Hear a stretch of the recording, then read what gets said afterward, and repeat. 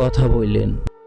রাগে, জিদে, কষ্টে বা অভিমানে কখনো কথা বলা বন্ধ কইরা দিয়েন না।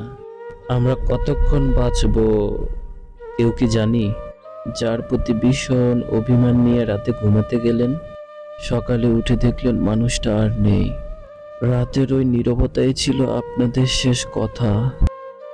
বাকি জীবন আর গুম হবে বলেন? কত শত মানুষ আক্ষেপের নরকে পুড়ে যাচ্ছে প্রতিদিন। কাছের মানুষকে শেষ কথাটা বলতে না পারার আক্ষেপ, কাছের মানুষটার শেষ কথা না শুনতে পারার আক্ষেপ।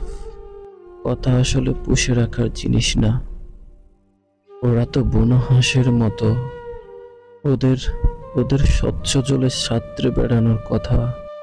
অভিমান ভাঙেন, কথা বললেন, কথাকে বুকের ভিতর পুইসে রাইখেন না।